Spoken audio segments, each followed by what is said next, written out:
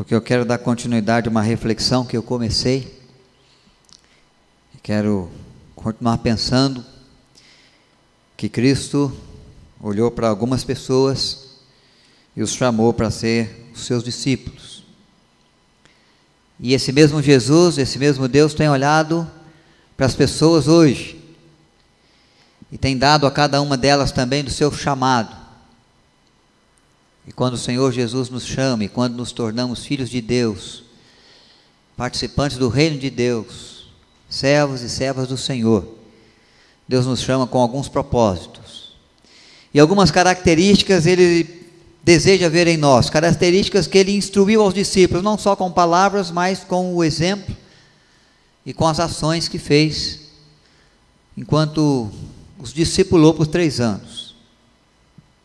E nós já falamos de algumas características, de 2, queremos apenas relembrar, e vamos seguir refletindo também, para continuarmos a entender, de que, qual é o propósito de Cristo, quando Ele pensa em fazer de cada um de nós, um dos seus discípulos também. Então a Moniza vai pôr para mim, fazendo um favor, eu já vou aqui, obrigado, viu, Moniz? O texto é esse, de Marcos capítulo 13, eu vou ler o texto todo, mas depois os irmãos vão ler juntos o texto que está projetado, que é uma parte do texto de Marcos, capítulo 3, de 13 a 19. Então, se você quiser abrir a sua Bíblia, você pode abri-la. O texto que eu vou ler não está todo projetado, ele é maior do que o texto que está ali. Esse é o texto que eu vou pedir aos irmãos que depois leem juntos também. Marcos capítulo 3. O Senhor Jesus está escolhendo os 12 apóstolos, 12 homens que Ele chama, que tinham suas funções, que tinham seus dons e talentos, também seus defeitos, suas limitações, suas virtudes, seu potencial de vida, e a cada um o Senhor Jesus chamou para ser um discípulo.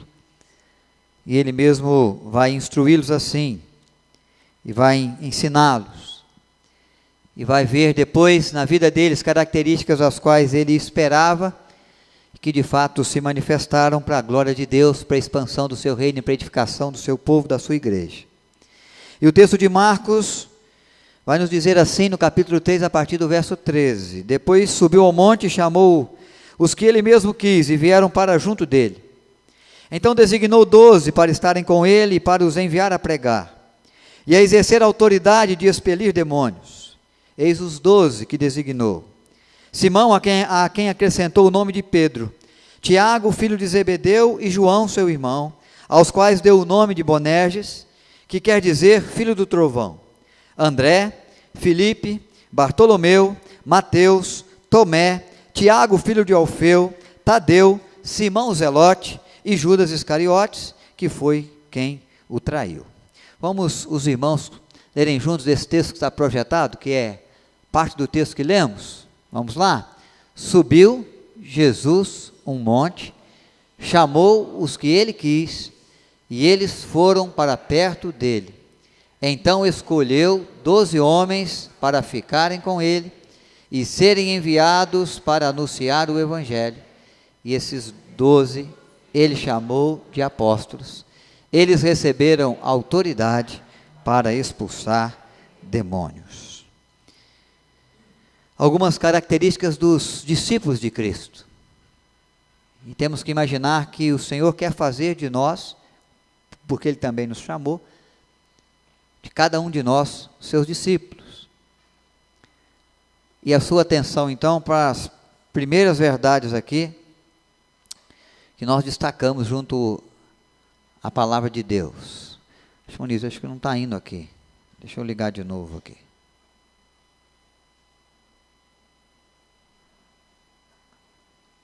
Não foi. Está conectadinho aí, Moniz? Foi eu que mudei isso? Isso, tá bom, eu que mudei. Primeira coisa que nós vimos então, irmãos, isso é só para relembrar, é que nós somos chamados para estar com Jesus.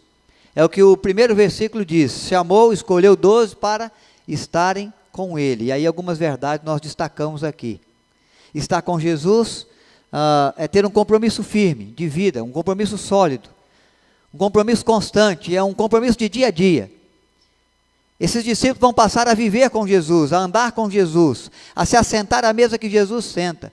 Eles iam participar dos cenários que Jesus participava. Eles iam receber os seus ensinos. Eles teriam que estar com Ele, estiveram com Ele, continuaram com Ele, porque o Senhor Jesus mesmo lhes prometeu: estarei convosco todos os dias, até a consumação do século. Então, é mais do que ter uma religião. É mais do que ter um nome como membro de alguma igreja cristã. É mais do que ter na camisa o nome de Jesus se dizendo: eu sou discípulo. É mais do que ter em casa os quadros com versículos bíblicos que enfatizam textos da palavra de Deus, e que quem sabe, se alguém passar e olhar lá pela janela, ou se alguém nos visitar e olhar os quadros que temos pendurados na nossa parede, vai dizer: você é cristão. Nós não somos cristãos pela roupa que vestimos, pelo texto que sustentamos no peito ou nas costas. Isso não faz de nós discípulos.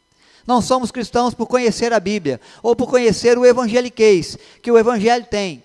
Sabemos orar, sabemos falar, sabemos dar graças a Deus, sabemos no nosso cotidiano sempre expressar, né? Olha, Deus tenha misericórdia, Deus te abençoe. São expressões comuns que qualquer pessoa pode ter. Isso não faz de uma pessoa discípulo. Discípulo é mais do que isso. É mais do que carregar Jesus no peito, é ter peito para falar de Jesus, é ter peito para viver a fé, é ter peito para sustentar a sua vida, o seu testemunho, a sua obediência ao Senhor, diante dos desafios da vida. E esses homens foram chamados para serem discípulos dessa forma, num comprometimento de vida, num comprometimento sólido, firme, constante. É amar a Deus, é servir a Deus, é amar ao seu reino, é dispor do tempo, para que o reino seja acrescido de bênçãos, de cuidados, de ações, provenientes da minha vida, do meu interesse, da minha responsabilidade, do amor que tenho pelo Senhor, e da sua vida também.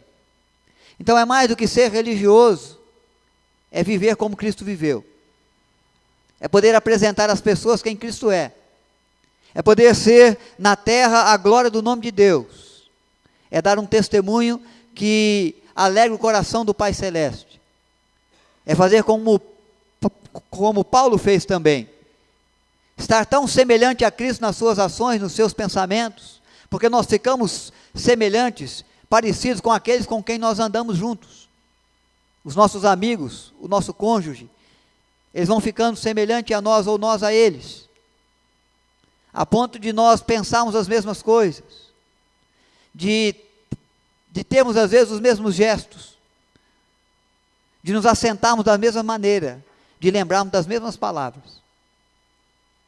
Então é viver a Cristo, como Paulo viveu a ponto de dizer: não sou eu mais quem vivo, não é mais o apóstolo Paulo que fala, não é mais Saulo de Tarso que toma as decisões ou as escolhas, é Cristo que vive em mim. É o querer de Deus, é a vontade de Deus, é o exemplo de Cristo, é o ensino de Cristo que eu tenho aplicado à minha vida. Isso é ser discípulo, isso é estar com Jesus. E é diferente de estar na igreja, de estar no templo, é muito mais do que isso, e é isso que Ele espera, porque Ele nos chama. E quando o Senhor nos chama a ser discípulos, uma segunda coisa é para sermos testemunhas, é para que eles anunciassem o Evangelho, proclamassem o Evangelho. O Evangelho é boa nova, irmãos, é boa notícia. É a notícia de um Deus que ama, de um Deus que se importa, de um Deus que perdoa, de um Deus que reserva uma eternidade nos céus, de gozo, de paz, de um Deus que dá vitória contra o pecado, de um Deus que traz vitória sobre a morte, de um Deus que traz esperança para quem está no desespero. O Evangelho é a boa notícia que o mundo precisa, porque o mundo e a sociedade têm recebido muitas notícias ruins. E o que pode levar alegria ao coração do mundo, da sociedade, é a maneira como a igreja vive e proclama o Evangelho. A forma diferente, a forma diferenciada, de agir e de reagir diante de algumas circunstâncias da vida. É levar o sorriso, mesmo estando em tempos de dificuldades. É glorificar a Deus, independente das circunstâncias, como nós cantamos aqui. E acredito que não são palavras só de lábios, é louvor, é adoração sincera. Não importam as circunstâncias, te louvarei, Senhor. Esse louvor, independente das circunstâncias, atrai a atenção do mundo, atrai os olhos daqueles que estão à nossa volta. Como pode esse homem, essa mulher passar por tantas dificuldades ou enfrentar uma crise, e mesmo assim estar confiante, estar radiante, estar com o coração em paz, está recebendo bastante? É o nosso testemunho. Então, anunciando com palavras e vidas, é tornar o Evangelho de Deus, é se tornar o Evangelho de Deus junto às pessoas. E só para exemplificar, ajudando você a gravar esse ponto de que Deus nos chama para ser testemunhas, eu contei aqui a ilustração de um jovem que estava sendo avaliado pela igreja para a sua pública profissão de fé. E um dos anciãos da igreja, já experimentado na sua fé, lhe fez então uma pergunta: jovem, como você chegou ao conhecimento da fé cristã? O que te fez amar a Jesus e ter o desejo de servi-lo? E ele então na sua resposta diz: são os 5 evangelhos. Observando os 5 evangelhos, eu aprendi a amar a Deus, a ter Cristo como Senhor e Salvador e a ter o desejo de servi-lo com a minha vida. Aquele ancião então um pouco admirado da resposta, sabendo que nós temos na Bíblia 4 evangelhos, Mateus, Marcos, Lucas e João. Esses são os 4 evangelhos, os evangelhos da Bíblia, no Novo Testamento. Ele disse: mas como assim 5 evangelhos? Gostaria que você descrevesse para mim. Então ele disse: olha, eu aprendi sobre o nome, sobre a salvação em Cristo Jesus, em Mateus, Marcos, Lucas, João, e no evangelho que eu vi na vida da minha mãe. Porque ela é a minha mãe espiritual. É na vivência da fé que ela teve e tem, que eu pude conhecer verdadeiramente quem é Jesus. E o amor que Ele tem por mim. E por isso decidi amá-lo e servi-lo. O testemunho é importante, irmãos. Nós somos o Evangelho de Deus no mundo. É através da nossa vida. É através do nosso comportamento. É através do nosso jeitão de ser. É através da nossa preocupação de viver a Cristo. De servir a Cristo, de ter virtudes que nós vemos e aprendemos em Cristo, de tratar com compaixão, com misericórdia o próximo, de se importar com a dor do outro que está ao lado, de lutar em favor da justiça e contra a corrupção, de nos esforçar para obedecer o Senhor e fazer com que a sua vontade prospere na nossa vida e através dela. Nós somos o Evangelho de Deus junto às pessoas. Se você tem estado com Jesus, seu testemunho confirma isso. Quem anda com Cristo, ele se parece com Cristo. E ele proclama o Evangelho, ele anuncia boas obras com a própria vida. Ah, mas eu não sei falar. Você não precisa falar, é só viver. Ah, mas eu sou tímido, eu não consigo nem entregar um folheto. Você não precisa nem mesmo entregar um folheto. Mesmo na sua timidez, se você se parece com Cristo, as pessoas vão ver o Evangelho de Cristo em você. Você é discípulo se parece com seu mestre, se parece com Jesus, os discípulos de Jesus. Se você se parece com Ele, seu testemunho confirma isso. É o Evangelho de Deus. Sua vida é assim. O que me preocupa, que eu mencionei e quero repetir, é que às vezes a nossa vida não aproxima ninguém do Evangelho, não aproxima ninguém de Cristo, da igreja, da fé genuína, que é capaz de salvar o perdido. Às vezes o nosso testemunho distancia as pessoas do Evangelho, distancia as pessoas da igreja. É o que nós chamamos de um testemunho.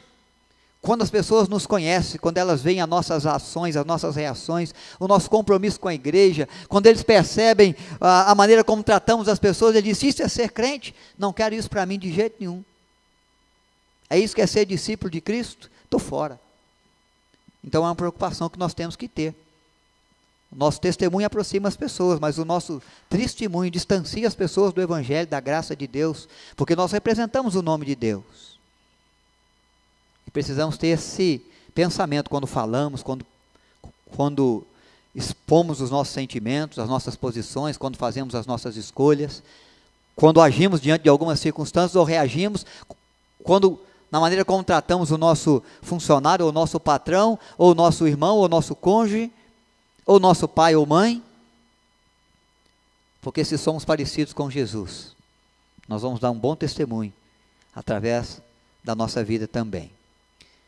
E para hoje, irmãos, para aqueles que já ouviram, nós relembramos, para aqueles que não ouviram, nós demos a oportunidade de ouvir também, mas para hoje nós reservamos também essas duas reflexões mais. O discípulo de Cristo, ele é chamado, e o Senhor Jesus confere a ele então, autoridade espiritual.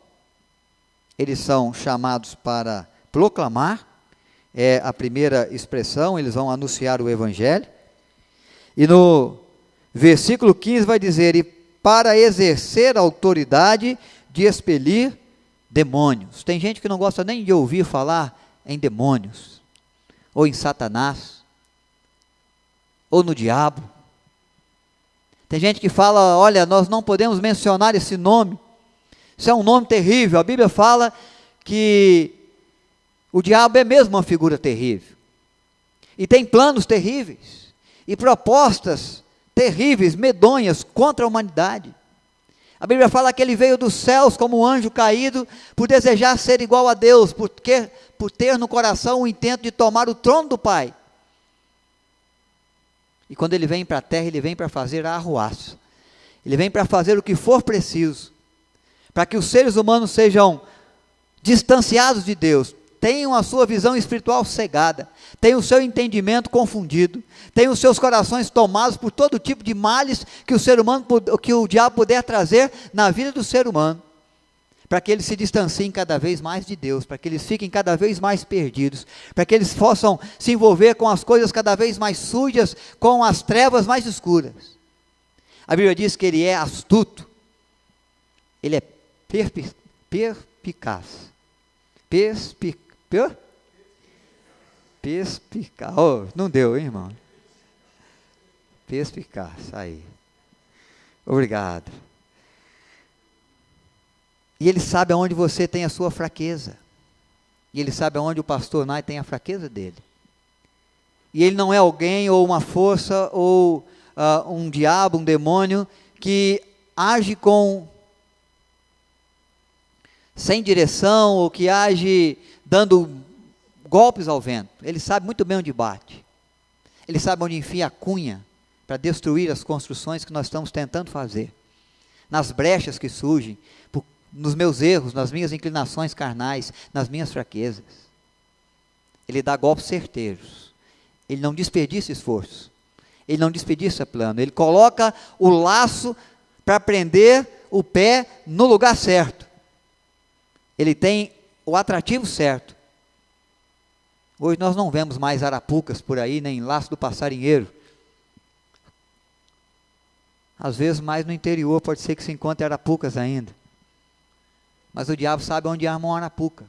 E o que coloca ali debaixo dela para servir de atenção, de atração. Ele sabe muito bem o que nós queremos, o que nós desejamos. E às vezes ele usa disso para nos prender. Arma o laço do passarinheiro e prende pessoas nos vícios. Arma o laço do passarinheiro e prende as pessoas nos seus desejos, na ganância do seu coração, no sentimento, no desejo de poder, porque o poder, ele atrai muitas vidas. No desejo, no anseio do ter dinheiro. Então, para ocupar um determinado lugar, para ter uma determinada posição, ou para chegar a algum nível aí na conta bancária, as pessoas às vezes vendem as próprias vidas, fazem pactos com o diabo em terreiros de umbanda, de quimbanda, de candomblé, e em outras parcerias mais, em outros princípios religiosos que estão aí, que podem ser encontrados em qualquer cidade do nosso país. O importante é chegar lá, é ter a posição, é viver o poder, é ter a conta bancária gorda, é mostrar do que eu sou capaz, ou do que eu posso fazer para aqueles que me perseguem, ou contra aqueles a quem eu quero destruir. E o diabo sabe dessas coisas todas, ele percebe isso tudo. Ele não pode ler a nossa mente, mas ele entende tudo que nós pensamos por aquilo que nós fazemos. Nós damos os caminhos, as diretrizes, e ele pega muito rápido. E é nessas coisas que ele nos tenta, e é aí que ele nos prende, e é aí que ele nos derruba. E é por isso que às vezes nós pensamos, nossa, como podemos falar do diabo? Não, sai para lá, bicho.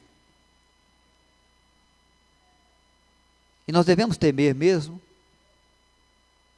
porque a palavra de Deus diz que ele anda ao nosso derredor, bramando como leão, procurando o tempo oportuno para nos devorar, para nos tragar. E quem entra no campo de ação do inimigo, do diabo, saiba que ele não vai medir esforço para te destruir, para te lançar na lona, para destruir a sua história, para aniquilar o seu futuro, para tirar de você tudo que você tem, a começar pela sua credibilidade. Não pense que ele vem com você só para brincar, para você só sentir um pouco do poder, da ação, da força que ele pode usar. Ele vem para te destruir. Diz a Bíblia que ele vem, e Jesus é quem disse, para matar, roubar e destruir. Não é de brincadeira. Mas graças a Deus, irmãos, que se somos chamados para ser discípulos de Cristo, Deus, Jesus nos dá autoridade para vencer o inimigo. É Ele quem nos dá, não é por nós. Não é pelo nosso nome, não é pela nossa força. Quem somos nós? Simples mortais, pecadores, falhos. Mas é pelo nome de Cristo Jesus. Os discípulos foram, no tempo da sua instrução, conduzidos por Cristo de 2 em 2, para levar o Evangelho, e eles se depararam com alguns espíritos malignos também, e eles voltaram diante de Jesus, eufóricos, numa determinada vez, dizendo: Senhor, é maravilhoso, os espíritos malignos se submetem a nós pelo teu nome. Nós vivemos experiências, e podemos perceber que o teu nome é um nome que está acima de todo nome. Mas houve um momento da história da igreja em que um grupo de discípulos se deparou com demônios na vida e na história de uma pessoa. E eles chegaram diante desses demônios e disseram seus nomes. E ouviram do próprio diabo, dos demônios, a expressão: quem são vocês? Nós viemos em nome de Paulo e em nome de Cristo. E o texto bíblico revela que os demônios disseram assim: nós sabemos quem é Paulo, nós sabemos quem é Cristo, mas vocês quem são? Nós não somos nada, senão pelo chamado de Deus em Cristo, que nos dá autoridade espiritual para libertar pessoas, vidas, que estão sendo amedrontadas, que estão sendo aniquiladas, mortas, do espírito das trevas, dos demônios. E tem gente que acha que isso não existe. Mas a Bíblia diz que existe. Diz que os demônios creem em Cristo mais do que muitos corações humanos. Eles creem e tremem.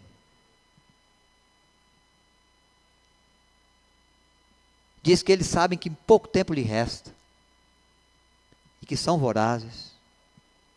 Mas que quando clamamos pelo nome de Jesus, eles se submetem, porque o nome de Jesus é nome sobre todo nome. Não é pelo nosso nome, não é pela nossa força, é pela força que recebemos de Deus, pelo Evangelho que vivemos, pelo andar com Jesus, pela fé que exercemos, pela certeza de que aquele que está em nós é maior do que aquele que está no mundo. 1 João capítulo 4, versículo 4. Não importa se o diabo se pinta como alguém, uma força muito grande, muito medonha, que mete medo. O importante é sabermos que não é por nós, é por aquele que está em nós, e o que está em nós, Jesus Cristo, é maior do que aquele que está no mundo. Então, irmãos, essa é uma das primeiras verdades. Deus nos dá autoridade para vencer o inimigo.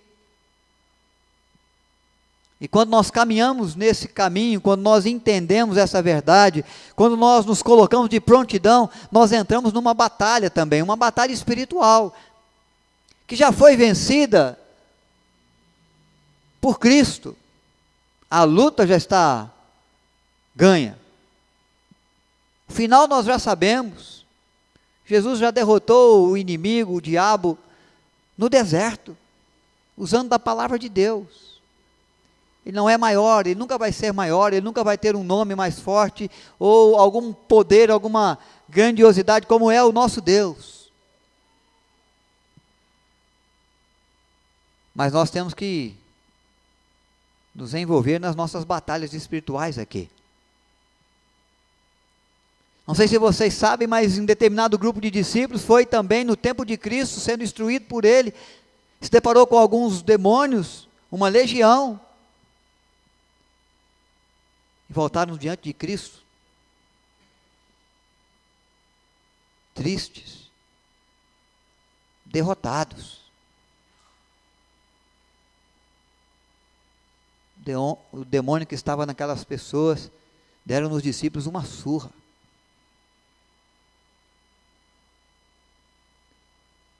Porque eles ainda não conheciam, não percebiam a grandeza do nome de Cristo.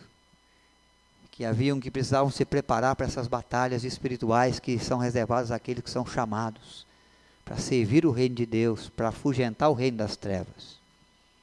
Você gostaria que alguém entrasse na sua casa, tirasse alguma coisa que é sua lá e saísse tranquilamente? Não, você se encontra essa pessoa lá, você quer de alguma forma medir força para que ela não leve nada, para que ela não venha tirar nada daquilo que é seu. E você acha que a igreja, que o reino de Deus, que o evangelho, que os discípulos de Cristo iriam entrar no reino das trevas e começar a proclamar o evangelho e anunciar a luz no meio da escuridão e dizer que Jesus é o caminho que leva ao Pai Celestial, este é o caminho, andai por ele, e o diabo ia ficar satisfeito e deixar você entrar e sair e ainda te aplaudir, ia sorrir para você e dizer, volte quando quiser? De jeito nenhum. Ele não nos ama. Ele não quer o nosso bem. Aliás, é preciso, irmãos, e eu espero que ele te odeie, porque só assim você vai estar, de fato, se identificando como um discípulo de Cristo, sendo luz nas trevas, sendo sal no mundo, sendo alguém que entende a visão espiritual da batalha, de buscar perdidos e trazer para o reino maravilhoso do nosso Deus, do nosso Pai Celeste. Você está saqueando o reino das trevas. Você vai lá e começa a conversar com as pessoas e começa a dizer para elas, sai daqui, aqui é ruim. Aqui é o caminho que aos olhos dos homens parece ser bom, mas o fim não é o melhor. Aqui você está sendo enganado. Há um caminho melhor, há um caminho de luz, há um caminho que conduz aos céus, há um caminho de paz, há um caminho de perdão de pecados, há um caminho de vida abundante. Sai daqui, aqui você está perdido, aqui é só sofrimento, e há de ser sofrimento por toda a eternidade. Você está saqueando o reino das trevas, você está indo lá e tentando convencer pessoas de que elas não podem ficar ali. Você acha que o príncipe deste mundo, o rei do príncipe das trevas, vai gostar de você? Vai querer o seu bem? Vai deixar que você caminhe sem qualquer batalha, sem qualquer obstáculo, sem qualquer dificuldade? Será que ele não vai querer armar nada para tirar a sua credibilidade? Será que ele não vai tentar, então, conhecendo o seu coração, te tentar, vai te conduzir à queda, de maneira que você não tenha mais como falar do evangelho e que alguém possa apontar para você os seus erros, as suas feridas, os seus pecados?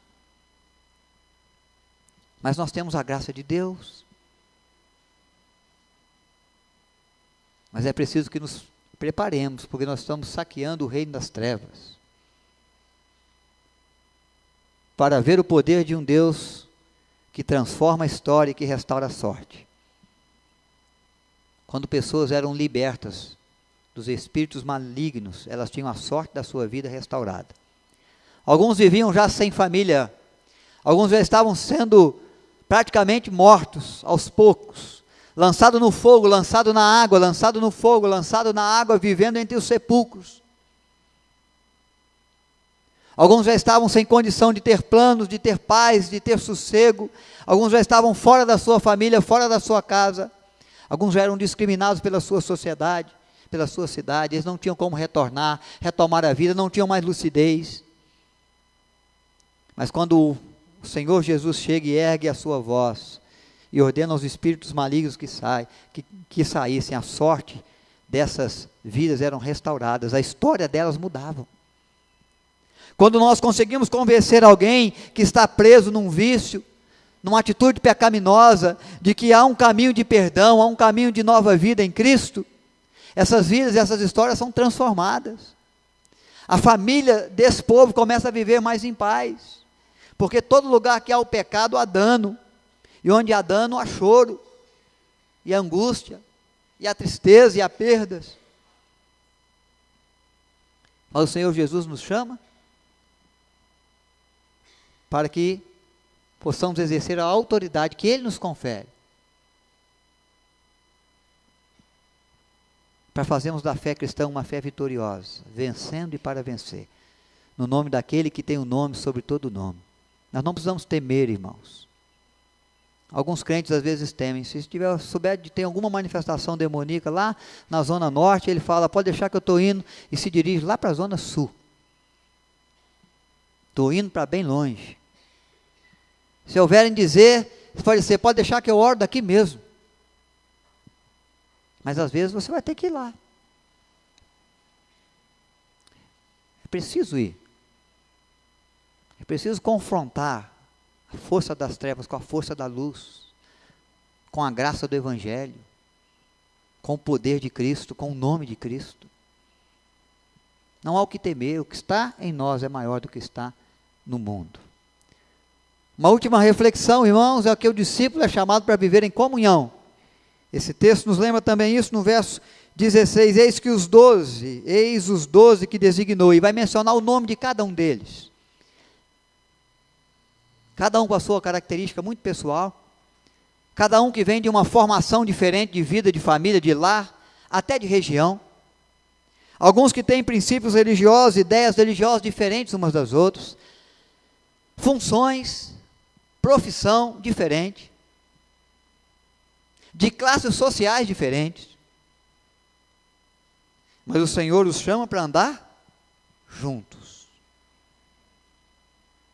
para sentarem à mesma mesa, para receberem a mesma formação, a mesma autoridade, para estarem com Ele, para conviverem uns com os outros. O Senhor Jesus nos chama à comunhão. Os 12, bem o nome de todos eles aí, foram chamados porque Jesus queria montar uma equipe, que nós chamamos hoje de igreja, formada pelos seus membros, cada pessoa recebendo de Deus o seu chamado e sendo colocado no corpo, conforme o agradar, o desejo de Deus, conforme lhe prouver, diz o Senhor.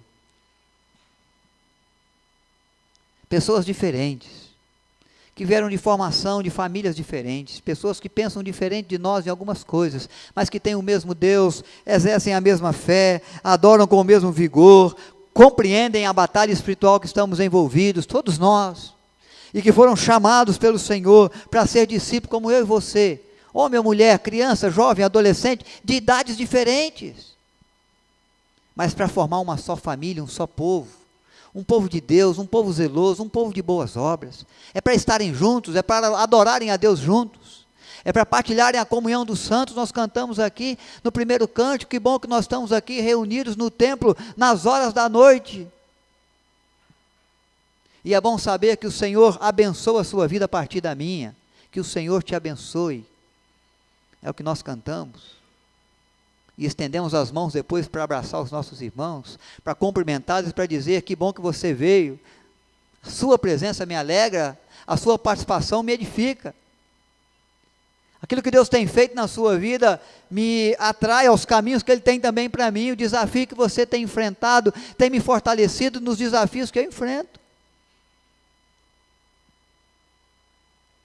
E é bom que nós podemos aqui, apesar das lutas diferentes que vivemos, adorar a Deus juntos para dizer que até aqui a boa mão do Senhor nos conduziu, e nós erguemos os nossos lábios juntos, e nós oramos juntos, e expressamos a nossa fé juntos, porque aqui nós somos fortalecidos.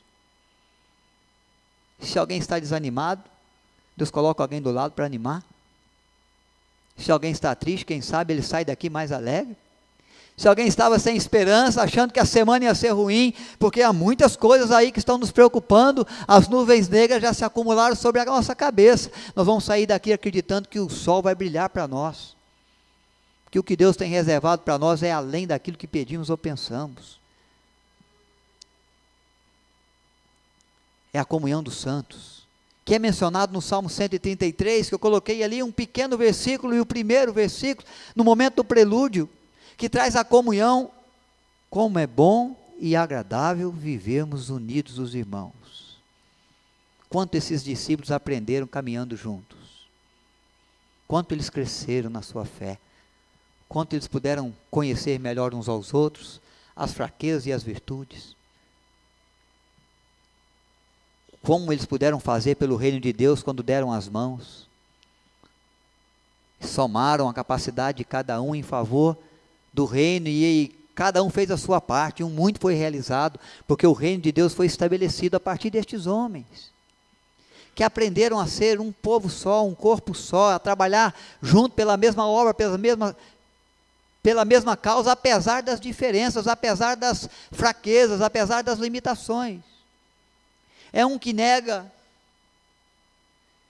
é outro que não acredita, que não crê, quer ver de qualquer jeito, é outro que vem de Jesus, e até Judas aprendeu e cresceu, o Iscariote, o traidor.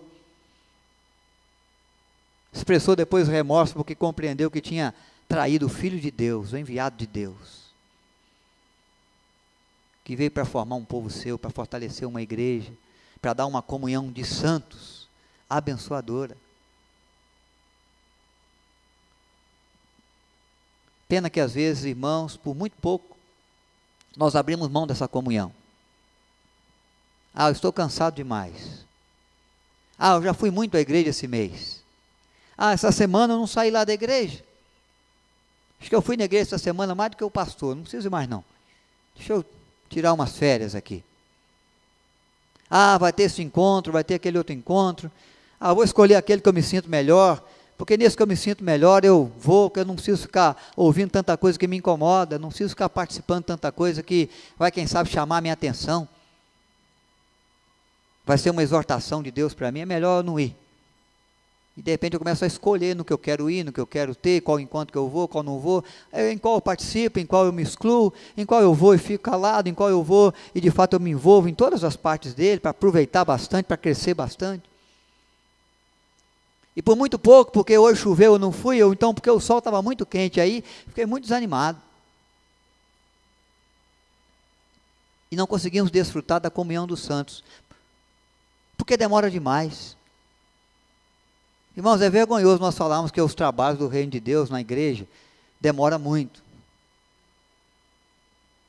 Deus nos dá 24 horas por dia. Se você tivesse que tirar o dízimo dessas 24 horas para servir ao Senhor, já teria que dar um bom tempo. Você não faz isso, eu não faço isso. Muitos dias eu não dou o dízimo das 24 horas. Aí você passa uma semana inteira sem vir às vezes à igreja, sem abrir uma Bíblia, sem fazer um momento de oração, senão aquele da sua refeição e do momento de você dormir ou acordar. Ou então quando a coisa apertou para você e você se lembrou que tem que buscar um auxílio de Deus rapidinho. Mas num tempo devocional mesmo, sério, diário.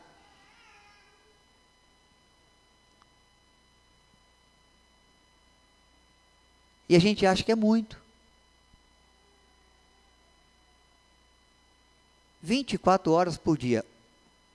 Há um cântico que nos lembra essa coisa assim, que é o cântico antigo. Eu sou um pouco antigo de igreja. Eu não sou velho, viu, irmão? Eu sou um pouco antigo de igreja. Que diz, Deus nos dá 24 horas cada dia, 8 para trabalhar, 8 para descansar, e as 8 horas, outras, o que você faz? Nós temos que administrar bem o nosso tempo. Nós temos que desejar a comunhão dos santos.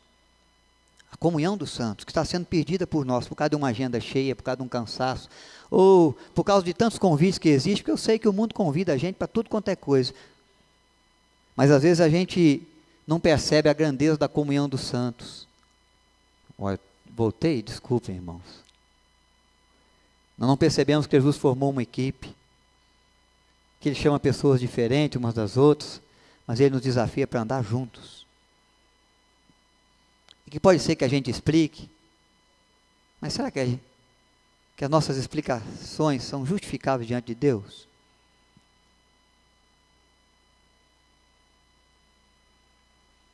Um chamado para ser discípulo consiste em viver em família de fé, em família de Deus, estar juntos, em congregar, em ir de casa em casa. A igreja era assim. Ela se reunia de casa em casa. A igreja era assim, irmãos. Atos capítulo 2, a igreja nasce. E você vai se surpreender com a característica de comunhão da igreja no finalzinho de Atos 2, que vai dizer como viviam os convertidos. Eles tinham tudo em comum, eles partiam o pão de casa em casa. Eles sorriam uns para os outros, eles se alegravam enquanto se ajuntavam, quando se encontravam, eles adoravam a Deus conjuntamente, eles diariamente se reuniam no templo em oração, diariamente. Como viviam os irmãos, Atos capítulo 4, cuidavam uns dos outros, vendiam as suas propriedades se precisasse, para que não houvesse nenhum necessitado dentro da igreja. E não é só necessidades financeiras, é emocional, é espiritual, é o cuidado, é o carinho, é o sorriso, é a mão estendida, é a oração, é a palavra de Deus vinda junto, é a comunhão dos santos, porque nós somos chamados para viver em comunhão. Era esse viver da igreja que atraía os de fora. Eles alcançavam a simpatia do povo de fora, porque o povo olhava e falava: que gente que é essa? Que povo alegre é esse? Que comunhão é essa que eles desfrutam? Os discípulos de Cristo são assim. Porque ser discípulo é viver junto, é ser família. É bem verdade que não é fácil viver em casa, com a nossa família, nós estamos sempre em paz, nós estamos sempre entendidos, aonde a gente vai, o que a gente quer, todo mundo está sempre respeitando, a gente dá a palavra, todo mundo concorda já na primeira palavra, não há problema nenhum. A gente quer fazer uma escolha agora, todo mundo já pensou em fazer a mesma escolha, você abriu o diálogo, você até se surpreendeu, porque, poxa vida, é exatamente o que você queria, que a sua esposa, que o seu cônjuge, que o seu filho, que a sua filha queria também. É fácil manter essa harmonia lá na sua casa? Esse entendimento, essa comunhão? Irmãos, a Bíblia não fala que é fácil, mas você não consegue? Às vezes uma pessoa fica irritada, outra fica chateada aqui, o tempo passa, você dá uma conversadinha, daqui a pouco ela entende, e a sua família volta de novo à harmonia, e acabou fazendo uma escolha certa, às vezes até fez uma escolha errada. Faz parte da família, faz parte das escolhas.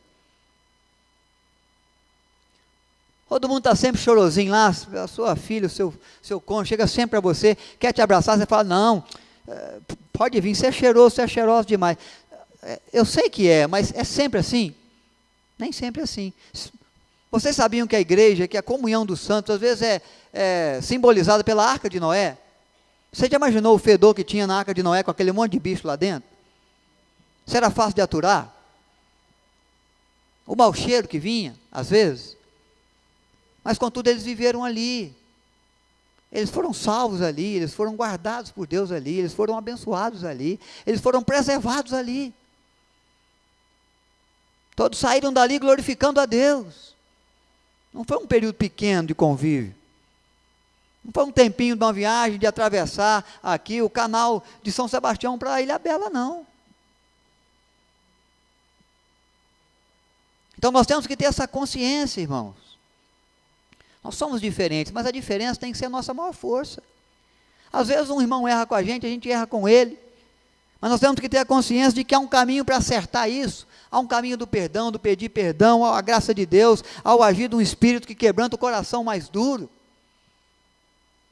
O importante é nós darmos as mãos, nós fazemos juntos.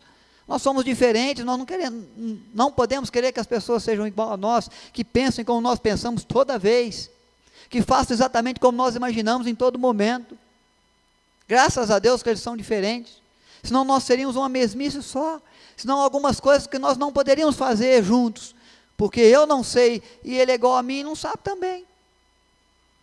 Eu não estou vendo, não estou percebendo nada, e ela também não percebe nada, então, nós vamos achar que tudo está bom, e que vamos ficar do jeito que está, para ver como é que fica. Mas a família de Deus, ela é formada por pessoas diferentes, ainda bem que você faz parte dela. Eu só quero que você tenha um pouco mais de ânimo, um pouco mais de desejo de estar com ela, de caminhar junto dela, porque isso é característica de quem é discípulo. Eles não abandonaram, não teve um discípulo que falou assim: vou sair do grupo, a conversa aqui está chata, eu estou nesse grupo aqui, mas eu vou sair, estou pedindo para sair, estou saindo fora. Não é um WhatsApp que você vai lá e sai do grupo. Discípulo nenhum saiu, Judas não saiu, ele traiu Jesus, mas ele fazia parte do grupo, sim, ele estava na ceia, estava comendo com Jesus o pão. É para caminhar juntos, é para formar uma equipe, é para ser uma família, é para partilhar a comunhão, é para viver tempo difícil e fácil, é para viver um momento de desafio, de necessidade e de abundância de recursos, é para sorrir e para chorar. Porque discípulo é isso. Jesus chamou, e eles se identificaram com discípulos de Cristo. Irmãos, nós vivemos o privilégio de sermos chamados por Cristo. Eu e você. É um privilégio. Servir a Cristo, servir o reino de Deus, que projeto melhor há? É o melhor projeto de vida que o ser humano pode ter. Não há outro, não. Mas Ele nos chama para estar com Ele, de verdade. Não é para carregar o nome dEle no peito, não. É para viver Jesus todo dia. Ele nos chama para testemunhar, nós somos o Evangelho. As pessoas devem conhecer a Jesus e amar a Jesus e querer Jesus nas suas vidas a partir de nós. Ele nos chama, irmãos, e nos dá autoridade sobre as questões espirituais, é para lutar contra as trevas, é para vencer o diabo, é para afugentar a escuridão, é para saquear o inferno, é para tirar gente que está morto e transformar em gente viva, não por nós, mas pela graça de Deus que em nós também opera. É para ser uma família, é para viver junto, é para partilhar a comunhão, é para se congregar, como povo de Deus que somos, porque somos filhos de Deus e filhas de Deus. No céu nós vamos conviver e nós vamos participar de tudo, eu tenho certeza. Se eu me reúno com os meus irmãos aqui, eu tenho que priorizar esse encontro. Eu não posso ficar por aí perambulando pelos sites da internet enquanto os meus irmãos adoram a Deus. Eu não devo. Eu não posso ficar aqui pensando nos meus problemas enquanto tem alguém me convidando para ler a Escritura. Quem sabe é aí que eu vou achar a solução. Eu tenho que me concentrar aqui. Eu tenho que aproveitar desse encontro para ser abençoado e para sair daqui enriquecido. É a comunhão dos santos, que promove bênçãos, que é como óleo sobre a barba, sobre a cabeça, sobre a barba de Arão, promove edificação. É como o orvalho de Sião, do Hermon, que desce sobre os montes de Sião, ela promove a nossa vitalidade espiritual. E é onde Deus vê a bênção, e é onde o Senhor vê a comunhão dos santos, a família de fé, que Ele ordena as suas bênçãos, não é assim que o Salmo diz? Ali ordena o Senhor a sua bênção e vida para sempre. É comunhão dos santos. É a oportunidade de viver o que muitos não têm o privilégio de viver. Porque quando você vem para aqui triste, quando você vem para aqui aborrecido, mas você vem, eu tenho certeza que você sai daqui renovado. Quando você vai a um encontro da igreja, mesmo que contrariado, cansado, você sai dali acreditando, valeu a pena. Que bom que eu vim. Porque onde está os santos, há a bênção de Deus. E os discípulos de Cristo são assim, eles amam essas coisas. A Epístola aos Hebreus chega a alertar alguns irmãos da igreja, dizendo assim, não deixá-los de congregar, como é costume de alguns. É como se ele dissesse, não perca as oportunidades. Não deixe de ser enriquecido. Não deixe que nada tire isso de você. Você é dos santos, você é da família.